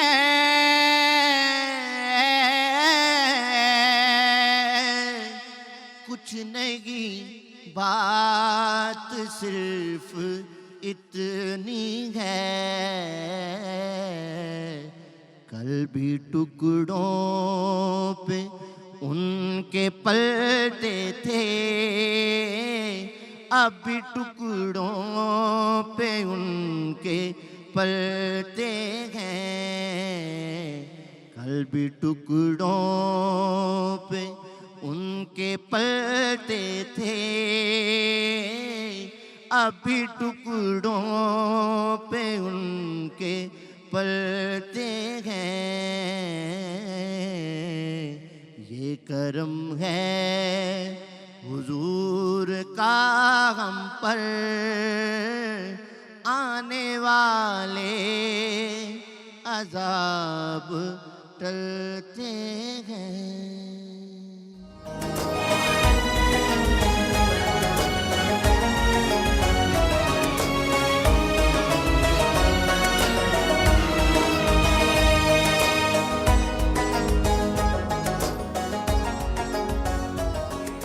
welcome back from the break viewers. क्या रौनकें लगी हुई हैं आज रमज़ान एट होम के सेट पे। प्यारे प्यारे भाई हमारे साथ हैं और छोटी सी एक मासूम सी हमारी डाइटिशियन, न्यूट्रिशनिस्ट और फूड टेक्नोलॉजिस्ट हमारे साथ हैं। बेसिकली हम मीडिया के लोगों में आप एक अनोखी हैं। ज़ैनब गोंदल, अस्सलाम वालेकुम। वालेकुम अस्सलाम। अच्छा मुझे ये बताइए, अच्छा बल्कि आज जो हम जिस टॉपिक पे हम बात करने लगे हैं, नुमान भाई को भी बड़ी खुशी होगी क्योंकि ये भी बहुत इन चीज़ों में यकीन रखते हैं कि आपको खुराक से ही जो है वो शिफा मिलती है। बिल्कुल। और जिन चीज़ों का हमें हुक्म दिया गया है या गाइड किया गया है कि उनसे हमें मुकम्मल सेहत मिल सकती है, और आज जो हमारा टॉपिक है उनमें से एक चीज़ ऐसी है जिसके बारे में ये कहा जाता है कि इसमें हर चीज़ का इलाज है मौत के अलावा। बिल्कुल। हम बात कर रहे हैं कलौंजी और अजवैन की। जी, ओवर टू यू जी। अब कलवंजी का आपने जो एक पहला वो बांध दिया है वो आप इतना ऊपर ले गई हैं कि अब उसको मेरे लिए डिस्क्राइब करना जो है ना वो आज आप खुद भी कलौंजी के दाने की रंग की बन के आई हैं, ये भी तो देखे ना। You are like a little kalonji on set today. हाँ शायद कॉम्प्लीमेंट है। अच्छा थैंक यू। कद्दू बैंगन तो नहीं कहा ना? हाँ नहीं फिर ठीक है। हाँ, चलो, नहीं, अच्छा। कलवंजी के जितने ज़्यादा बेनिफिट्स हैं मुझे कलौंजी बनने में कोई टेंशन नहीं है। सबसे पहले तो जैसे हदीस है कि जी मौत का अलावा हर चीज़ का हल है इसमें, तो हर बीमारी हम किस चीज़ से शुरू करते हैं? सबसे पहले अगर आपके दांतों में दर्द रहता हो तो आप कलौंजी का इस्तेमाल कर सकते हो। अगर आपके जो है वो वेट का मसला है आप कलौंजी का इस्तेमाल कर सकते हो। अगर आपकी बॉडी में अल्लाह माफ़ करे कैंसर सेल्स बनना शुरू हो गए हैं आप कलौंजी का इस्तेमाल कर सकते हो। आपके सर में दर्द रहता है, आपकी बॉडी में जो है वो डायबिटीज़ का आप इशू है, कोलेस्ट्रॉल का इशू है, आपको जो है वो ब्लड प्रेशर का इशू है, हर चीज़ की एक जो ट्रीटमेंट है वो कलौंजी में आपके लिए अवेलेबल है। लेकिन उसको इस्तेमाल करने का जो तरीका है, मैं यही कहने लगी थी क्योंकि लोग या तो बिल्कुल ही नहीं खाते या थोक के हिसाब से खाते हैं। मतलब मेरी एक दोस्त है वो कहती है कि मैं ना हर रोज 1 टीस्पून कलौंजी, टीस्पून कलौंजी अच्छा अच्छी खासी कलौंजी होती, मैं हर रोज सुबह 1 टीस्पून कलौंजी गर्म पानी के साथ मतलब मुंह में डाली और फिर ऊपर से पी लिया। मैं कहा बीबी अंदर से सारा कुछ ही आपका जल जाने। ऐसे ही है मतलब बिल्कुल। कलौंजी बड़ी स्ट्रॉन्ग चीज़ है, उसमें अगर शिफा है इस लेवल की तो टू मच से नुकसान भी तो हो सकता है। बिल्कुल ऐसे ही है। आपने खानी कितनी है, आपको कोई भी ऐसे आप मसले के लिए ले रहे हो, फॉर एग्जांपल वेट लॉस से हम शुरू कर लेते हैं। आपने अपना वजन कम करना है, आप कलौंजी के 7 से 8 दाने पानी के साथ कंज्यूम करें, चुटकी बिल्कुल 1/4 टीस्पून जिसको हम कह देंगे, आप वो लो। वो भी ज्यादा आपके कह रही हो, लिए- 1/4 टीस्पून में को 12-14 दाने आएंगे। हाँ। मतलब चुटकी आपने एक बिल्कुल, तरह एक करके चुटकी। डाली तो आपके 7-8 दाने हो जाएंगे पूरे। बिल्कुल। तो आप उसको सुबह निहार मुंह पानी के साथ कंज्यूम करें, आपका बहुत अच्छा इससे वजन कम होना शुरू हो जाएगा क्योंकि ये आपके मेटाबॉलिज्म को स्पीड अप करती है। आपकी बॉडी में जितने आप समझे फासिद फासिद मादे हैं, बिल्कुल, जिनको फॉर एग्जांपल आप कुछ भी खा रहे हो, आपने गाजर खाई, मूली खाई, कोई सालन खाया, रोटी खाई, उसके बदले में आपकी बॉडी जो होती है वो एंटीऑक्सीडेंट्स प्रोड्यूस करती है। अब वो जो एंटीऑक्सीडेंट्स होते हैं वो डिफरेंट बीमारियों की तरफ आपको लेके चलते हैं। अगर आप कलौंजी का डेली बेसिस पे इस्तेमाल करते हो तो वो एंटीऑक्सीडेंट्स जैसे ही बनेंगे वो आपकी बॉडी से उसको फ्लश आउट कर देगी और आप इन सभी बीमारियों से बच सकते हैं।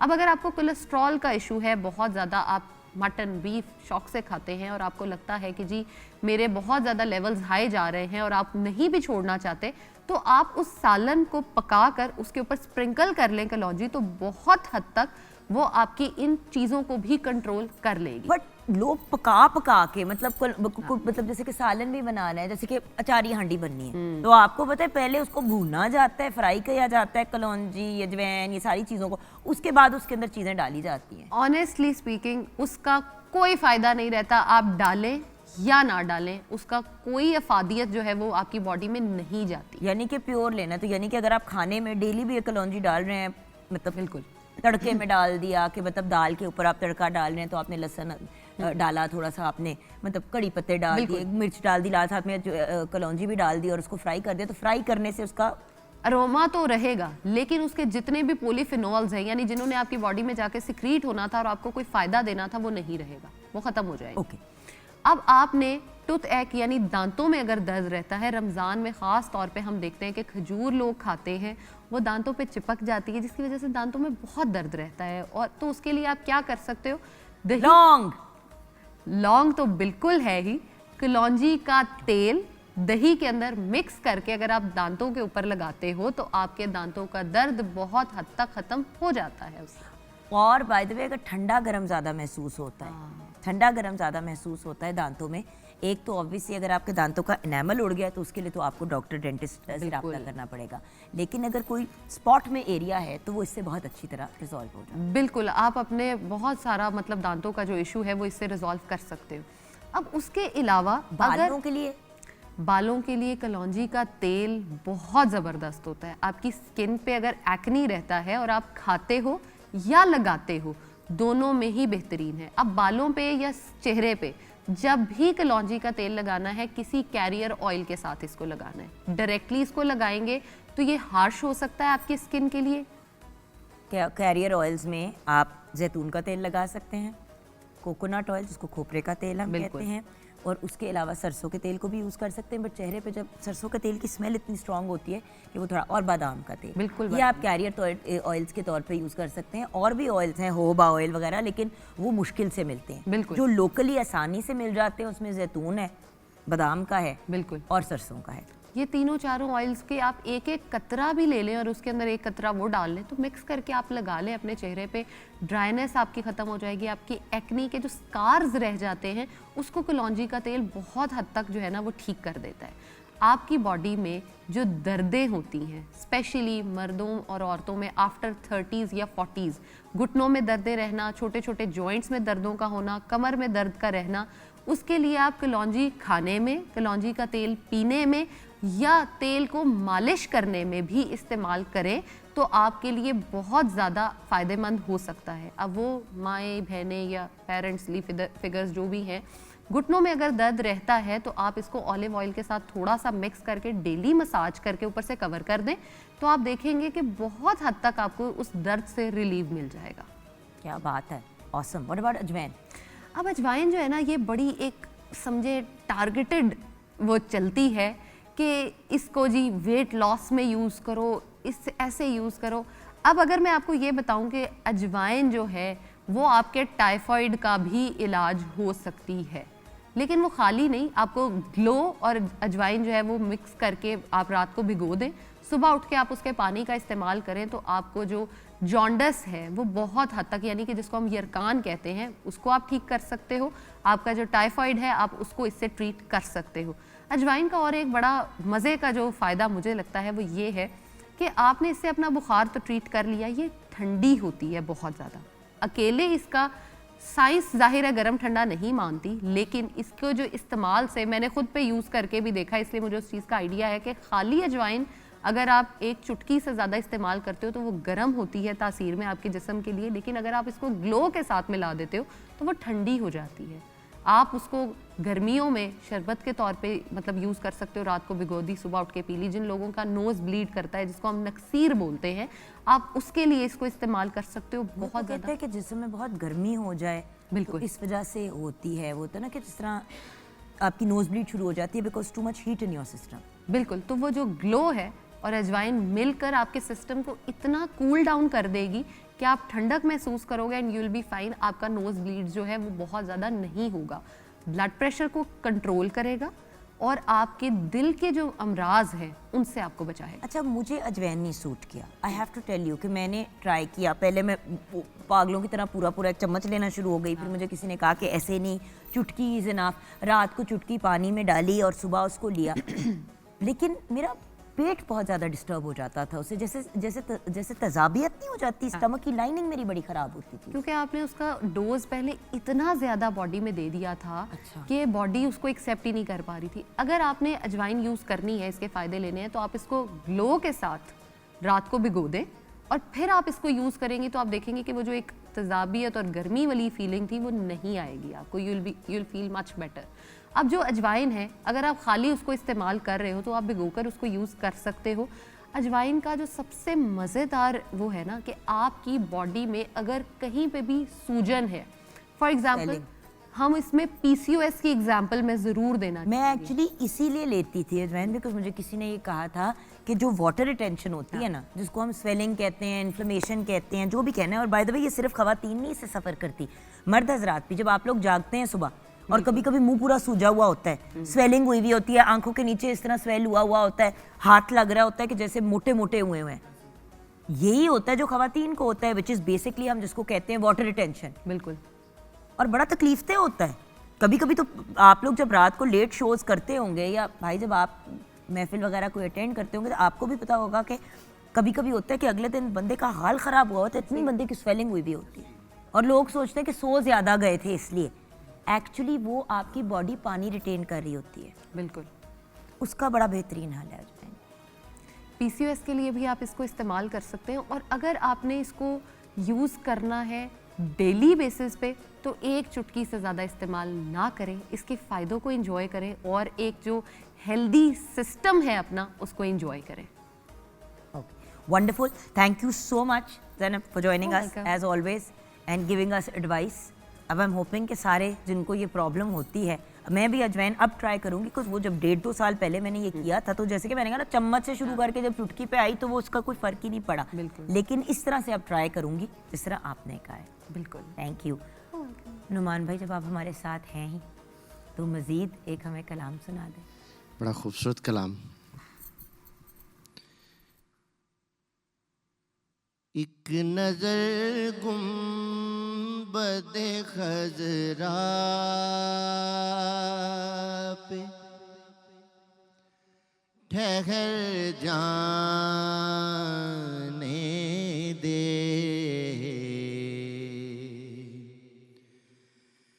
एक नजर गुंबदे खजरा पे ठहर जाने दे, एक नजर गुंबदे खजरा पे ठहर जाने दे, फिर उसी लम्हे में चाहे मुझे मर जाने दे, फिर उसी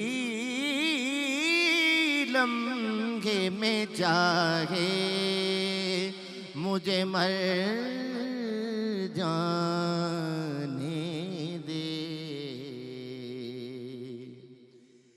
ऐ खुदा मुझको बना दे किसी खुशबू की मिसाल, ऐ खुदा मुझको बना दे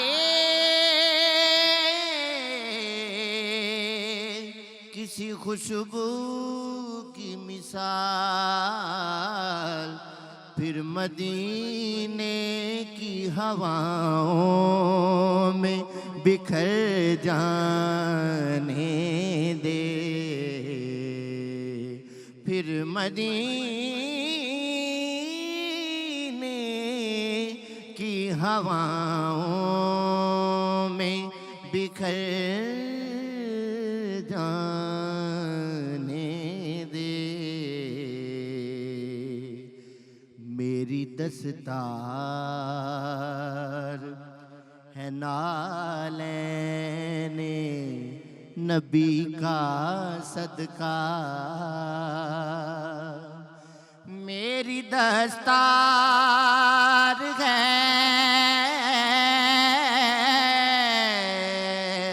नालैने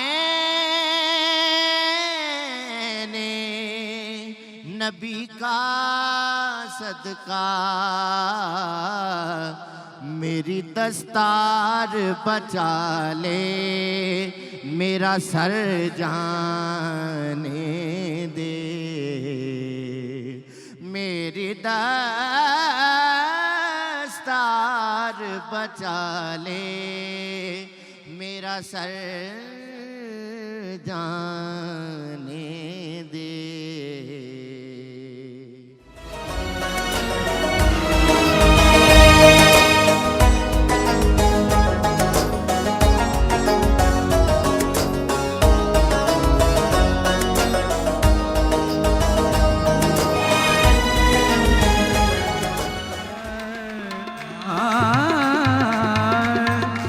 सारवाना मेरे बाना राहिया, शाला जी में खैर थी भी माहिया, आखी जाओ ना प्यारिया दिल जानिया गूढ़े नैना वालिया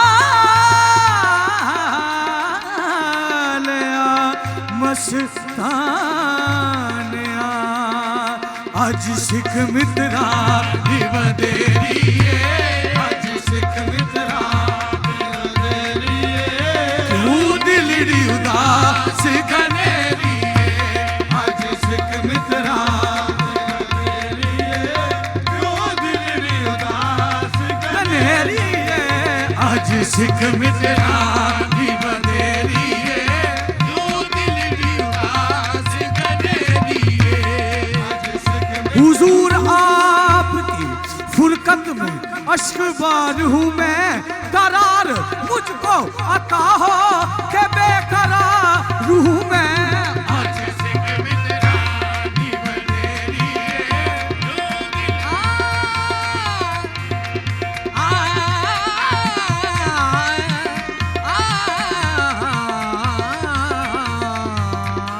आज सिख मित्रा हमारी रानी ना बना मपनी भगानी ना बना मपगा मपनी भगा मरे मेरे साथ, आज सिख मित्रा दिवदेरिए, तू दिलड़ी उदास कनेरिए,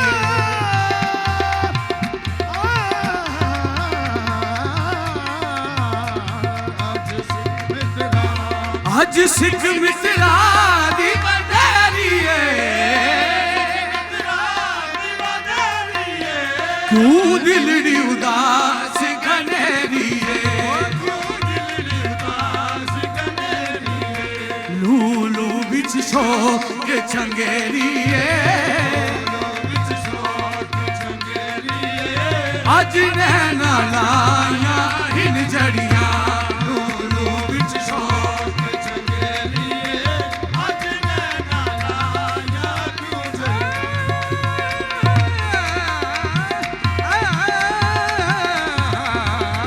लूलू बिच शोक, मुख चंद बदल शासानिए, मुख चंद बदल मेरे अरबी बल्लेदा, मुख चंद बदल मेरे अरबी बल्लेदा, मुख चंद बदल मेरे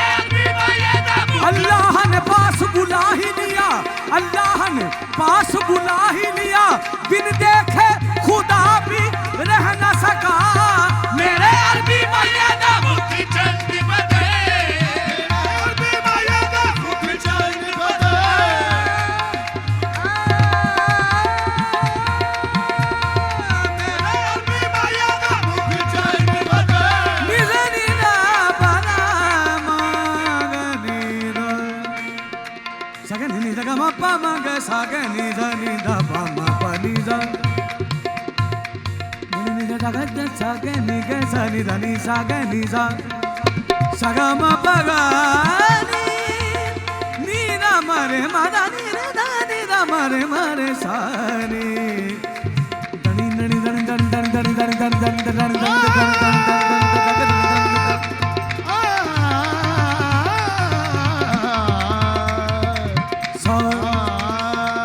सा ग ग म म प प नि नि ध नि ध नि प ध म प ग म प ग म ग ध नि ध ग ध सा ग ग म प प नि नि ध नि ध नि ध नि ध नि ध नि ध ग ध नि ध नि ध नि ध नि ध नि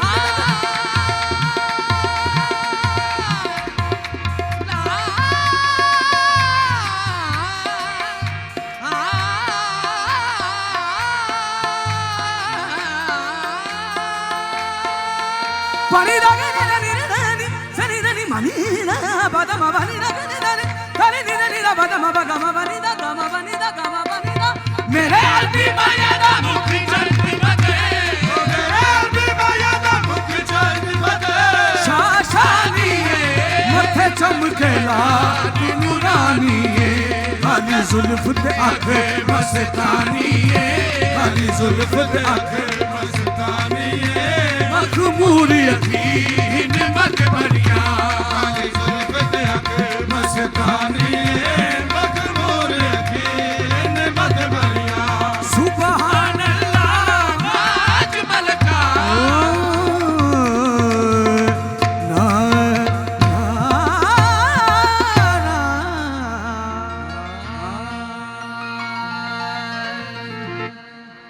सुभान अल्लाह, सुभान अल्लाह, जज़ाकल्लाह, माशाअल्लाह।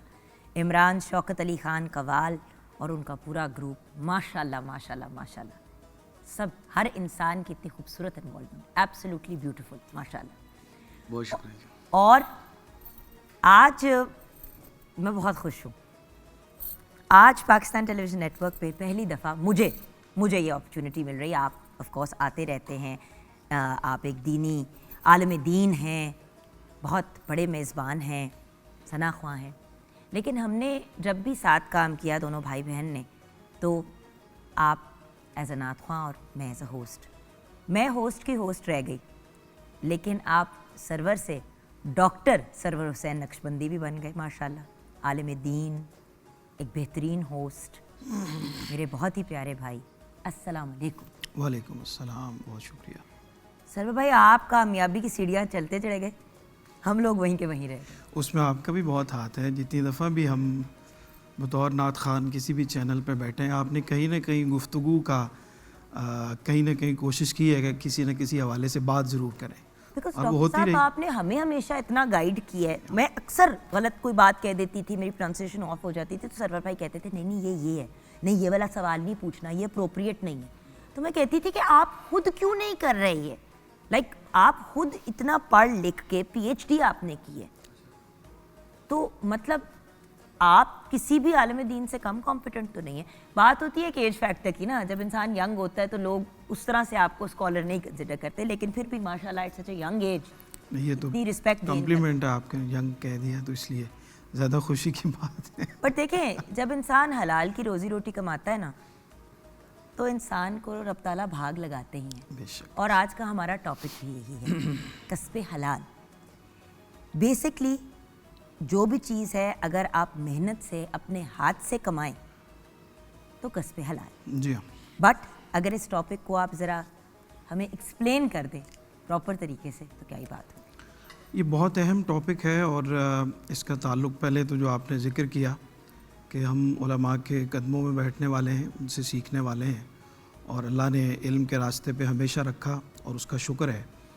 सबसे पहले इसका ताल्लुक़ हमारी ज़िंदगी से सबसे बुनियादी है। हर इंसान अपने माश के लिए, अपनी ज़िंदगी की ज़रूरियात को पूरा करने के लिए किसी न किसी पेशे से वाबस्ता होता है, कोई ना कोई काम करता है।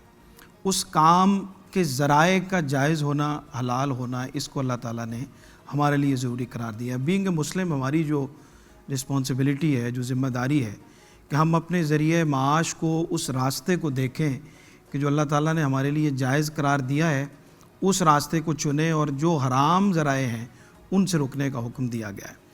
अल्लाह ताला पाक है और पाकीज़ा चीज़ों को पसंद करता है। बेशक। ये उसका कानून है कि वो हमेशा पाक है और पाकीज़ा चीज़ों को पसंद करता है। हुजूर का फरमाने आली शान है कि फ़राइज़ दीन के बाद सबसे बड़ा फरीज़ा हलाल की कमाई है। बेशक। जो आप ख़ुद खाते हैं या अपने बच्चों को या अपने ख़ानदान की कफ़ालत के लिए करते हैं। तो ये बहुत इम्पॉर्टेंट है कि हम अपने आप को सबसे पहले रसूल करीम सल्लल्लाहु अलैहि वसल्लम की सीरत के साथ और असहाब रसूल की ज़िंदगी में और रसूल खुदा सल्लल्लाहु अलैहि वसल्लम ने जो तरबियत, जो माहौल आपने फरमाया कि हलाल भी वाज़े कर दिया गया है, हराम भी वाज़े कर दिया गया है, किसी शख्स के लिए ऐसा नहीं है, और मुश्तबा चीज़ें भी मौजूद हैं।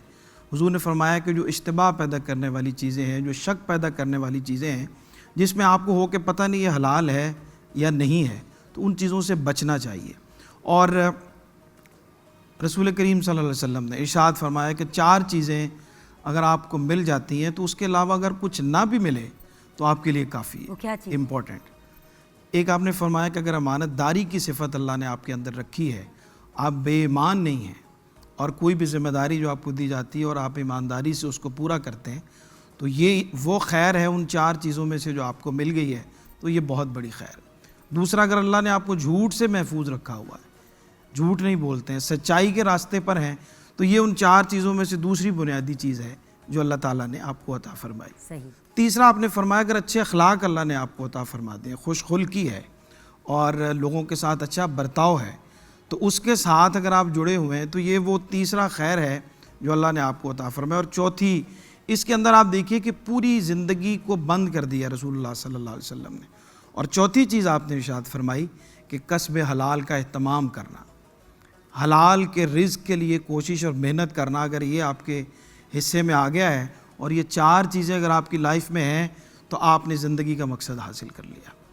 लेकिन एक बात मुझे बताएं सरवर भाई, कुछ ऐसे काम हैं जिसको हमारे मुआशरे में बहुत छोटा या बुरा कंसिडर किया जाता है, जबकि ये हलाल के मतलब हलाल तरीके हैं रोज़ी रोटी कमाने का। फॉर एग्ज़ाम्पल, अगर कोई सफाई का काम करता है, सफाई सुथराई जैसे पोछा वगैरह, तो आई एम सॉरी वर्ड बड़ा बदतमीज़ सा यूज़ किया जाता है, जमादार, ठीक है। मुझे बड़े चुभता है ये कि वो वाला काम गलत है, लेकिन हराम का इंटरेस्ट वाली चीज़ कमाना आपको कबूल है। ये क्या प्रॉब्लम है हमारी सोसाइटी में? अमीर है तो सलाम, गरीब है हलाल की कमा रहा है या कमा रही है तो उसको धुतकारा जाता है, उसका मजाक उड़ाया जाता है, उसको जलील किया जाता है। वाई? अच्छा, ये बहुत मज़े की बात है कि आप गौर कीजिए कि जितने भी काम हमारे यहाँ मेहनत से किए जाने वाले हैं, आपको हज़रत साद रज़ियल्लाहु ताला अन्हु हुज़ूर के सहाबी हैं, हुज़ूर ग़ज़वा तबूक से वापस आ रहे थे तो आपके इस्तकबाल के लिए खड़े हुए, आपसे मुसाफ़ा किया, हाथ मिलाया, तो आपने हाथों को देखा तो हाथ बड़े सख्त थे, खुरदरे थे। तो हुज़ूर ने फरमाया कि साद तुम्हारे हाथ बड़े सख्त हैं, तो क्या बात है? उन्होंने कहा कि हुज़ूर मैं लोहा कूटता हूँ, अपने ख़ानदान की बच्चों की कफ़ालत के लिए मेहनत करता हूँ, तो उस वजह से मेरे हाथ सख्त हैं। हुज़ूर ने उन हाथों को पकड़ा और बोसा दिया। आपने फरमाया कि वो हाथ जो मेहनत की वजह से सख्त हुए हैं वो कभी जहन्नुम में नहीं जा सकते। सुभान अल्लाह। जितने भी पेशे हैं जिनको हम उमूमी तौर पे वो तौक़ीर और इज़्ज़त नहीं देते, ये बड़ी इम्पॉर्टेंट बात है। और हम समझते हैं कि शायद वो लोग जो काम कर रहे हैं जिसमें हमारी उमूमी, जिसका जिक्र आपने भी किया, सफाई की सिर्फ बात की, आपके घर में बहुत जो वर्कर भी काम कर रहा होता है, जो बच्ची आपके घर में हेल्प करा रही होती है, जिसको हम मेड भी कहते हैं। अगेन ये वर्ड्स मुझे बड़े बुरे लगते हैं। मैं हमेशा ये कहती हूँ मेरे घर में जो बच्चियाँ काम करती हैं, मेरे घर में जो बच्चे काम करते हैं, जिस तरह हमारे कुक है उनका नाम है खान भाई, हम कुक नहीं कहते, सबको पता है खान भाई हैं, वो खाना बनाते हैं। क्योंकि ये टाइटल्स जब आप लोगों को दे देते हैं ना, इवन घर के अंदर मैं ये देखती हूँ, एक हायरार्की है, इवन स्टाफ में कुक का लेवल सबसे हाई है, जो सफाई करते हैं उनको उस लेवल की रिस्पेक्ट आपस में भी नहीं दी जाती। ये कुछ प्रॉब्लम ठीक नहीं है। जी ऐसे ही है। मैंने अर्ज़ किया कि जितने भी मेहनत से करने वाले काम हैं उन सब के निस्बत अंबिया किराम की तरफ है। आप गौर कर लीजिए, आप हाथ से करने वाले जितने भी मेहनत के काम है, हुज़ूर ने इरशाद फरमाया हज़रत दाऊद अलैहिस्सलाम के हवाले से, अंबिया किराम को आप देख लीजिए, उन तमाम के उमूर में, उनकी मेहनत में, उनके अफ़ाल में, उनके कामों में वो तमाम चीज़ें शामिल हैं जिन पेशों को हम इज़्ज़त नहीं देते, और वो अल्लाह के नबियों ने वो अपनाए। और उनमें हज़रत दाऊद अलैहिस्सलाम है, हज़रत मूसा अलैहिस्सलाम है, ख़ुद सरकार दो आलम सल्लल्लाहु अलैहि वसल्लम है, और फिर इसी तरह से दीगर जितने भी अंबिया कराम हैं उन सब के यहाँ हमें ये तवाज़ुन नज़र आता है, मेहनत नज़र आती है। उनके यहाँ वो तमाम तर उमूर और वो तमाम अफ़ाल और वो काम जिनको हम हल्का समझते हैं हमारे- वो उनके यहाँ दिखाई देते हैं कि वो खुद करते हैं। बिल्कुल। और आप देखिए, अगर रब ताला चाहते तो अपने नबियों को, अपने अनबिया कराम को अरबपति खरबपति भी तो उस ज़माने के बना के भेज सकते थे। क्यों मेहनत करवाई? एक लॉजिक है ना इसके जी हाँ, पीछे। बिल्कुल। उम्मत को बुनियादी तौर पे तालीम दी गई है कि मेहनत से ही, अल-कासिबु हबीबुल्लाह कहा गया कि मेहनत से, अपने हाथ से कमाने वाला अल्लाह का दोस्त है, अल्लाह का हबीब है। कितना बड़ा दर्जा है कि अल्लाह ने अपना दोस्त करार दिया है उसको जो मेहनत करने वाला है। लेकिन इसके साथ साथ एक और बात है सरवर भाई, मैंने हमेशा आपको देखा है, जब भी कोई आपके पास हेल्प के लिए आया, आपने हमेशा उसको कोई स्किल सिखाने की कोशिश की। ज़्यादातर ऑब्वियसली ऐसे ही लोग आते हैं जो सनाख्वा बनना चाहते हैं या आलिम दीन बनना चाहते हैं या मेज़बान आपकी तरह बनना चाहते हैं।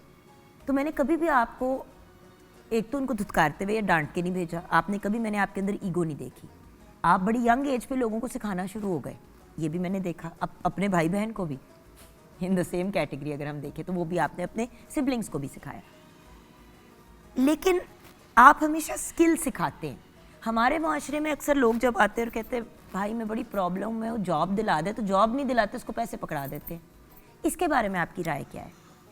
आज दुनिया में जितनी भी कौमें तरक्की कर रही हैं वो तालीम के साथ साथ उन्होंने अपनी कौमों को हुनरमंद बनाया। Skillful, skilled जी work। हाँ, जी हाँ, बिल्कुल स्किल वर्कर बनाया है। पूरी दुनिया में इस वक्त आप तज्जिया करके देख लीजिए कि जो कौमें इस वक्त तरक्की की मनाजिल तय कर रही हैं, उन्होंने अपनी कौमों को तालीम के साथ साथ, तालीम बुनियादी तौर पे शऊर देती है आपको, और उसके बाद आप कोई भी स्किल अपनाते हैं, कोई भी हुनर आप आजमाते हैं, कोई भी ज़िंदगी गुजारने के लिए रास्ता इख्तियार करते हैं, तो तालीम आपको उस काम को शऊरी एतबार से बेहतर अंदाज से करने के लिए आपको एक तवाज़ुन फराहम करती है आपके मिजाज में, आपकी शख्सियत में। हमारे यहाँ तालीम को जॉब के लिए समझा जाता है कि मैं अगर तालीम हासिल कर रहा हूँ तो मुझे हर हाल में इसके ज़रिए से जॉब हासिल करनी है। आज की रमज़ान मुबारक की जो नशियात हैं और कस्बे हलाल की जो मौजू है, इसका मैसेज और पैगाम हमें अपने बच्चों को, अपनी नौजवान नस्ल को, मेरे पास जो बच्चे आते हैं, मैंने कभी, चूँकि मैं अपनी मिसाल खुद पेश करता हूँ उनको, भाई मैंने, आप मुझे याद मेरे है, लिए बहुत आसान आप रास्ता है। 20s में थे, 20s की एज के थे शायद। उनसे कोई 3 साल छोटा लड़का आया तो कहते हैं हाँ बेटा बताओ। मैं इनकी शक्ल देख रही थी कि सर भाई आपसे कोई 2 या 3 साल छोटा है। इस स्टेज पे तो मैं भी सबको बेटा बेटा कहती हूँ, आप भी कहते हैं, सब समझ आती है, लेकिन बड़ी यंग एज पे ओल्ड सोल नहीं होता एक। जी हाँ, वो बुज़ुर्गों में बैठते रहे और उसी तरह से आदत थी, और कोशिश अल्लाह ताला ने चूँकि हमेशा सिखाने की स्टेज के ऊपर रखा, सीखा भी और उसके बाद बहुत जल्दी सिखाने वालों की फहरिस्त में शामिल और कर दिया। लिखा भी है आपने बहुत। सॉरी, जी हाँ। एक बात मैंने नहीं कही, नात को शायर भी है, अल्हम्दुलिल्लाह। कैसे हम भूल सकते हैं? कितने लोगों ने आपका लिखा हुआ कलाम पढ़ा है? जी अल्हम्दुलिल्लाह। तो बच्चों को जो भी मेरे पास आते हैं, और ऐसे बच्चे जो उस वक्त 2री या 3री क्लास में थे और उनके पेरेंट्स लेके आए कि जी इनको बस आप नात खान बना दें या हम इनको किसी भी तरह से स्किल सिखाना चाहते हैं, तो मैंने सबसे बुनियादी चीज़, आज वो बच्चे माशाल्लाह MBA करके अपनी अपनी जगहों पे बहुत अच्छी जगहों पे बैठे हुए हैं, और आज वो याद करते हैं कि अगर हम उस वक्त जो हमारे घर वालों की सोच थी उस तरफ चल पड़ते, आप हमें मेहनत की तरफ ना लगाते और हम हलाल रिस्क की तरफ ना हमें लेके जाते, तो आज शायद हमारे लिए ज़िंदगी उसी तरह से मुश्किल होती जिस तरह हमारे लोगों के लिए। तो मैं भी हमेशा अपने जितने भी बच्चे हैं, जितने भी सीखने के लिए आते हैं, और इस प्रोग्राम के ज़रिए, आपके ज़रिए भी मैं सबको पैगाम देना चाहूँगा कि तालीम भी हासिल करें, शऊर हासिल करें तालीम के साथ, उसके साथ साथ अपने आप को स्किलफुल बनाएं। ये जो सलाहियत अल्लाह ने आपको दी है, इसको ज़रूर आप इस्तेमाल करें। ये आपके बरकत के लिए है, आपके फ़ायदे के लिए है, लेकिन ऐसा नहीं है कि आप उसकी वजह से किसी न किसी स्किल में पीछे रह जाएं। अच्छा, किन चीज़ों से रिस्क में इजाफा होता है? क्योंकि मैंने अरबपति खरबपति लोग भी देखे हैं जिनको उनके पैसे पूरे नहीं पड़ते, और फिर मैंने ऐसे लोग भी देखे हैं जो शायद 25-30 हज़ार रुपये सैलरी लेके आते हैं, लेकिन चेहरों पे मुस्कुराहट, घर में रौनकें, खुशियाँ, AC क्या कूलर तक नहीं है घर में, एक पंखा चल रहा होता है, वो भी जब बिजली आती है, UPS के भी पैसे नहीं है, लेकिन खुशियाँ, रौनकें, और उनके 25-30 हज़ार रुपये उनको कम नहीं पड़ते, लेकिन अगला अरबपति है उसको पूरे ही नहीं पड़ रहे। तो रिस्क बुनियादी- किस तरह इजाफा कैसे होता है और बरकत कैसे आती है रिस्क के अंदर? हुजूर ने फरमाया कि कसम खाने से माल बिक जाता है लेकिन बरकत ख़त्म हो जाती है। हम अपने काम में झूठी कसम उठा के झूठे जो चीज़ उसके अंदर मौजूद नहीं होती वो बताकर लोगों को वो माल बेचते हैं, कसम खाते हैं, लेकिन हुजूर ने फरमाया कि उससे बरकत ख़त्म हो जाती है। रिस्क में बरकत के बहुत सारे तरीके हैं जो अल्लाह के रसूल ने बताए हुए हैं और उन पर अमल करने की हमें कोशिश करनी चाहिए। बांटने से रिस्क बढ़ता है। इससे तो हमने आज अपनी कॉन्वर्सेशन शुरू की कि जितना आप देंगे उतना ही आपके पास आएगा, इतना आएगा कि आपसे सांभा नहीं जाएगा। ऐसा ज़रूरी नहीं है कि आपके पास बहुत ज़्यादा माल हो, और फिर माल देखें बांटने के लिए भी ज़रूरी है कि आपने पहले कमाया हलाल तरीके से हो, वो अच्छे ज़रिए से आएगा तो तब भी आपका हज कबूल होगा, तभी आपकी ज़कात कबूल होगी, तभी आपका सदका व खैरात कबूल होगा, तभी आपका जो लोगों को दिया गया है वो खैर के लिए काम आएगा। अगर आपने वो ज़रिया हलाल इख्तियार नहीं किया तो वो माल जो आप अपनी तरफ से सदका भी कर रहे हैं, खैरात भी कर रहे हैं या उसे नेकी का काम कर रहे हैं। हुजूर ने फरमाया कि एक शख्स, मिसाल दी बाकायदा आपने, कि एक शख्स हज के लिए निकला हुआ है, खैर के रास्ते पे निकला हुआ है, जिहाद के रास्ते पे निकला हुआ है, और उसके बाल जो हैं वो सफ़र की वजह से मट्टी से अटे हुए हैं। मुसाफिर की दुआ कबूल होती है और वो दुआ कर रहा है और रब को पुकार रहा है, मेरे रब, ऐ मेरे रब, लेकिन उसकी दुआ नहीं सुनी जा रही क्योंकि उसने जो कपड़ा पहना हुआ है वो हराम के पैसों का है। जो उसके वजूद के अंदर रिस्क गया हुआ है वो हलाल के ज़रिए से नहीं आया हुआ। एक और हज़रत साद बिन अबी वक़ास ने हुजूर से पूछा कि हुजूर मुझे कोई ऐसा कुछ छोटी सी बात बताएं कि मैं मुस्तजाबुद दावात बन जाऊं, कि मैं जो दुआ मांगूं वो कबूल हो जाए। क्या बात है। मुस्तजाबुद दावात आपको पता है कि बहुत बड़ा दर्जा है। हुजूर ने फरमाया सिर्फ एक काम कर लो, अपनी कमाई के ज़रिए को हलाल कर लो, तुम मुस्तजाबुद दावात बन जाओ। तो ये छोटी छोटी सी बातें हैं जो अल्लाह के रसूल ने हमें बताई हुई हैं और कस्बे हलाल की अहमियत को हमारे लिए उजागर किया हुआ। सर्वर भाई, मैं अक्सर इस बात पे कंफ्यूज भी हो जाती हूँ कि लोग कहते हैं कि मैंने ये सुनी हुई है बात, अब ये कितनी करेक्ट है आप ही मुझे गाइड कर सकते हैं, कि 1 रुपया भी हराम का अगर आप कमा लें और वो आप अपनी रोज़ी रोटी या अपनी बिजनेस या किसी चीज़ में डाल लें, 1 रुपया भी हो, तो वो आपकी सारी हलाल रोज़ी के ऊपर भारी पड़ जाता है। ये सही है बात? जी बिल्कुल ऐसी है। हज़रत अली करमल्लाहु वजहुल का कौल है कि आपने फरमाया कि किसी शख्स बहुत रिक्कत के साथ अल्लाह की हुजूर इबादत के लिए खड़ा हुआ है और उसने जो लिबास पहना है उसमें 9-10 दिरहम का लिबास है और 9 दिरहम उसमें हलाल के हैं और 1 हराम का है, तो उसकी नमाज, उसकी इबादत अल्लाह की बारगाह में कबूल नहीं होंगी। तो ये इतना इम्पॉर्टेंट है इसको जानना, इसको समझना कि वो रिस्क जो हम घर लेके आ रहे हैं, वो रिस्क जो हम अपने लिए इस्तेमाल कर रहे हैं, जो हम अपने बच्चों के लिए कर रहे हैं, उसके ज़राए को समझना, उसके ज़राए को हलाल रखना और उसकी अहमियत को जानना। हम इसको बिल्कुल इम्पोर्टेंस नहीं देते हैं और हमारे माशरे में ये जो अफरा तफरी है, ये जो एक दूसरे से आगे बढ़ने की दौड़ है, उसमें हम हकीकत के उस परतों से पीछे हटे हुए हैं और उसको जानने की कोशिश नहीं कर रहे हैं। अच्छा, एक चीज़ जो शायद स्लाइटली ऑफ टॉपिक हो लेकिन मैं आपसे पूछना ज़रूर चाहूँगी। देखिए, तरीका हलाल है कमाने का, लेकिन जिस तरह के यूट्यूब पे और इंस्टाग्राम, मतलब ये ऑनलाइन लोग पैसे कमाते हैं, लेकिन पैसे कमाए जा रहे हैं दूसरों की रेपुटेशन ख़राब करके। आप समझ रहे हैं मैं क्या कह रही हूँ? आजकल सोशल मीडिया पे हम क्या देखते हैं, देखिए हम लोग एज अ फैमिली बैठ के गप्पे भी लगा रहे हैं, मुस्कुरा भी रहे हैं, कलाम भी सुन रहे हैं, अपने भाई से मुझे गाइडेंस भी मिल रही है। अच्छा, ये सारा कुछ चल रहा है, कोई एक वीडियो बनाता है हमारी किसी भी चीज़ की और उसको वायरल कर देता है, उससे उसको फॉर एग्जांपल $200 आते हैं, तो क्या वो हलाल की कमा रहा है कि हराम की कमा रहा है? बता ना मैं क्या कह रही हूँ? ये बहुत इंपॉर्टेंट, ये बहुत कंफ्यूजिंग है मेरे लिए। वक्त लोग कहते हैं हम हलाल की रोजी कमा रहे हैं, हम सिर्फ न्यूज़ ही लगाते हैं, लेकिन आप ऐसी ऐसी न्यूज़ लगा देते हैं जिससे लोगों की पूरी करियर बर्बाद हो जाते हैं, उनकी रोजी रोटी रुक जाती है। जैसे मैंने आपको जिक्र किया कि जो हुजूर ने 4 चीज़ें बयान फरमाई कि ये ज़िंदगी में अगर ये मिल जाएँ तो उसके अंदर ये चीज़ शामिल है और सच्चाई उसमें सबसे इम्पॉर्टेंट चीज़ है। और कोई भी बात, अल्लाह के नबी ने फरमाया कि ऐसी बात जिसको आप उसकी हकीकत से आगाह नहीं है और उसकी सच्चाई से आगाह नहीं है, किसी शख्स के लिए सबसे बुरी चीज़ ये है कि वह ऐसी बात को आगे फैला दे जो अभी तक जिसके बारे में क्लैरिटी नहीं है, सच्चाई नहीं है। तो ये कैसे हो सकता है कि हम कोई झूठी बात फैलाकर और किसी की करैक्टर एक्सेसिनेशन करने के साथ उसको समझें कि यार मैंने आपको बताया कि ये बड़ा इंपॉर्टेंट है, जो भी पैसे जिस भी ज़रिए से हमें आ रहे हैं उन ज़राए पर नज़र रखना और उनको अच्छाई के साथ मुत्तसिल करना, ये बहुत इंपॉर्टेंट है। जब तक हम ये नहीं करेंगे, इसको नहीं समझेंगे, तब तक हमारी किसी भी तरह से खैर हमारे मिजाज में शामिल नहीं हो सकती। बहुत बहुत शुक्रिया सरवर भाई। Thank you very much. और मैं ऑन एयर ये कहना चाहूँगी कि मेरे लिए आज बहुत बड़ा ऑनर था थैंक यू। कि आपके साथ एज आलम दीन बैठ के मुझे गुफ्तगू करने का मौका मिला। बहुत शुक्रिया। Thank Kalam you. तो आपसे मैंने बहुत सुने हैं और वो भी मेरे लिए बहुत बड़ा ऑनर था। आपसे गाइडेंस भी मिली, बहुत से लोगों ने आपके कलाम लिखे हुए मेरे सामने, हमारे सामने शो पे, मैं क्या हमारी टीम सब कुछ सुनाए। सो आज इस नई कैपेसिटी में आपके साथ प्लेटफॉर्म शेयर करना बहुत अच्छा लगा। Thank you very much. बहुत you so शुक्रिया। much, sir. बहुत शुक्रिया। एंड क्लोज करेंगे आज का शो कलाम के साथ, अपने प्यारे प्यारे भाइयों के साथ। बहुत बहुत शुक्रिया आपका, आप सबका, एक एक फर्द का जो आज हमारे शो का हिस्सा है। Thank you.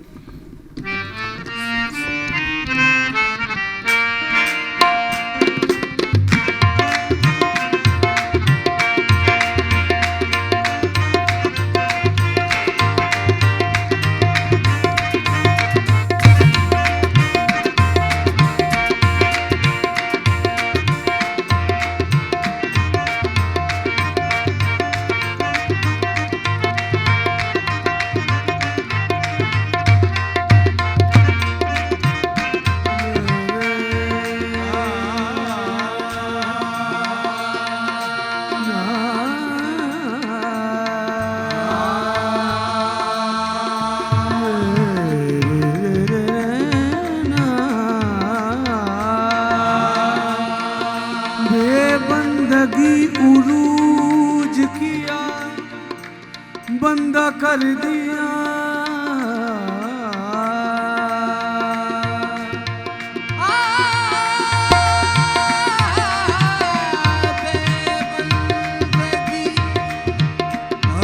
बेबंदगी उरूज किया, बंदा कर दिया। तारा मेरे नसीब का ताबिंदा कर दिया। इतनी बड़ी हुजूर की बंदा नवाजिया, मुझको मेरे सवाल ने शर्मिंदा कर दिया। इस करम का करूं शुक्र कैसे अदा, इस करम का करूं शुक्र कैसे अदा।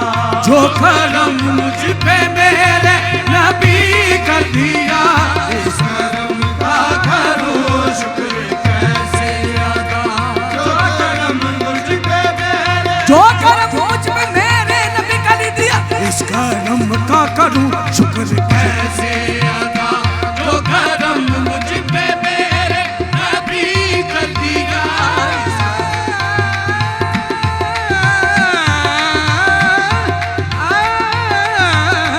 इस करम का करूं शुक्र कैसे अदा। इस करम का करूं शुक्र कैसे अदा।